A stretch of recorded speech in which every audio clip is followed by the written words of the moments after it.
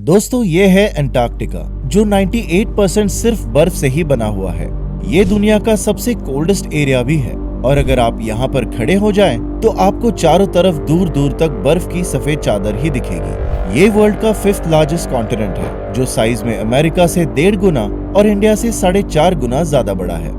दोस्तों अगर अंटार्कटिका पे मौजूद आइस लेयर्स की बात करें तो माउंट एवरेस्ट का टोटल वेट 357 ट्रिलियन है, जबकि अंटार्कटिका में जमी बर्फ का वजन इससे 75,000 गुना ज्यादा बड़ा है। बर्फ की चादरों से ढका इतना विशाल देखने वाला अंटार्कटिका हमेशा से ऐसा नहीं था।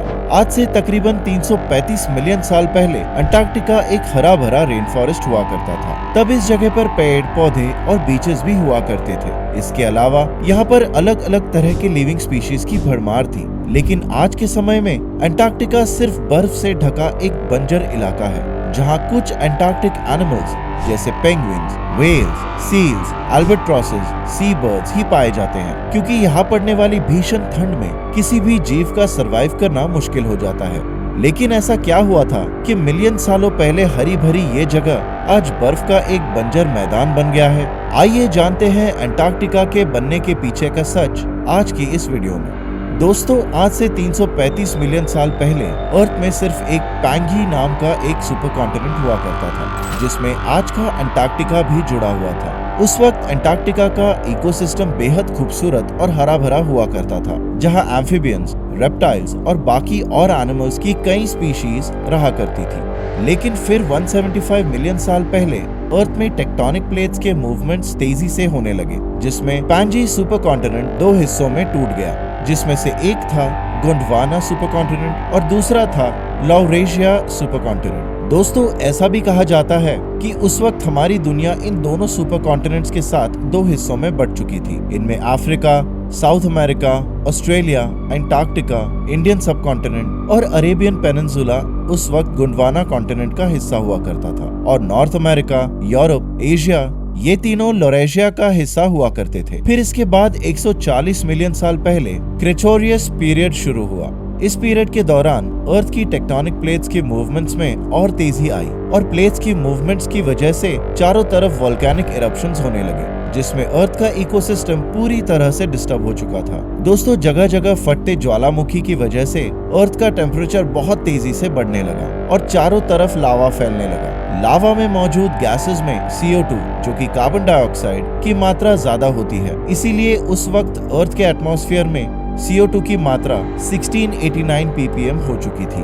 बढ़ते हुए कार्बन और हीट की वजह से ओशंस का पानी इवेपोरेट होने लगा था, यानी कि वाटर मॉलिक्यूल्स सीधा अब कार्बन मॉलिक्यूल्स के साथ एटमॉस्फेयर में रिएक्ट कर रहे थे। इसे अगर केमिकल रिएक्शन से समझे तो ओशन से H2O के मॉलिक्यूल्स एटमॉस्फेयर में मौजूद CO2 के साथ रिएक्ट करके कार्बनिक एसिड H2CO3 बन रहे थे, जिसकी वजह से अर्थ के एटमॉस्फेयर में CO2 की मात्रा कम हो गई और अर्थ का टेम्परेचर धीरे धीरे कम होने लगा। इसके साथ साथ लगातार टेक्टोनिक शिफ्ट के दौरान धीरे धीरे अंटार्कटिका भी साउथ इक्वेटर की तरफ मूव करने लगा। फिर इसके बाद जब लगभग 66 मिलियन साल पहले पैलियोजीन पीरियड स्टार्ट हुआ तो धीरे धीरे अर्थ का एटमॉस्फेयर ठंडा होने लगा और वाटर मॉलिक्यूल्स की वजह से कंडेंसेशन प्रोसेस में तेजी आई और क्लाउड्स फॉर्मेशन और बारिश की मात्रा में भी बढ़ोतरी देखने को मिली। वहीं दूसरी तरफ इंडियन सबकॉन्टिनेंट प्लेट्स तेजी से एशियन सबकॉन्टिनेंट प्लेट्स से टकराई, जिसकी वजह से आज के हिमालयस का फॉर्मेशन हुआ। दोस्तों अब अर्थ में वोल्केनिक इरप्शंस और लावा फॉर्मेशंस लगभग शांत हो चुके थे और धरती धीरे धीरे ठंडी हो चुकी थी, जो नए नए लिविंग स्पीशीज और एनिमल्स के एवोल्यूशन के लिए तैयार थी।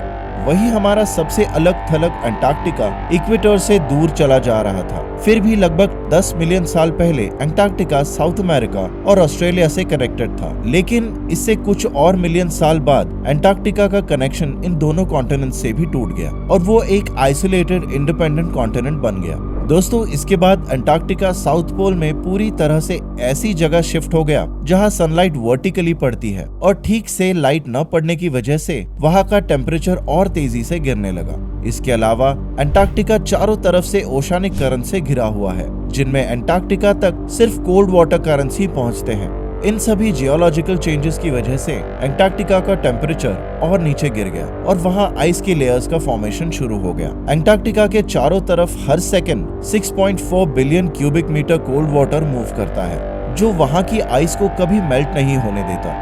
और जो थोड़ा बहुत सनलाइट अंटार्कटिका की सरफेस पर पड़ती है वो भी व्हाइट आइस की वजह से रिफ्लेक्ट हो जाती है।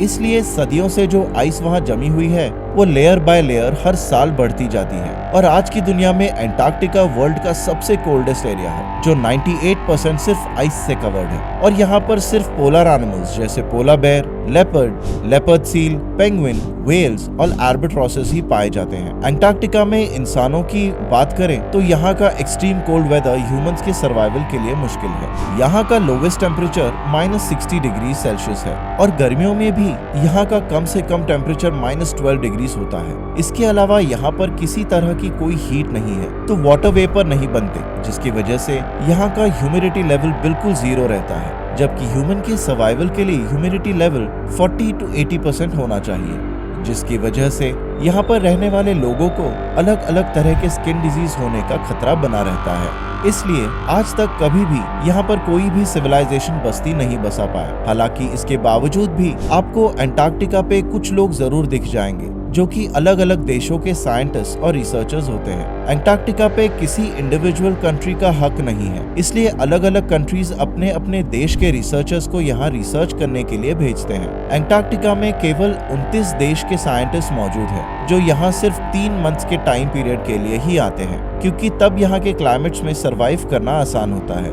दोस्तों, अंटार्कटिका तक पहुंचने के लिए भी एक स्पेशल तरह का प्लेन का इस्तेमाल किया जाता है, क्योंकि यहाँ पर किसी भी तरह का कोई एयरपोर्ट या लैंडिंग प्लेटफॉर्म्स मौजूद नहीं है। इसलिए नॉर्मल प्लेन्स अगर यहाँ पर लैंड करेंगे तो वो आइस के लेयर्स पर स्लिप होकर तुरंत ही क्रैश कर जाएंगे।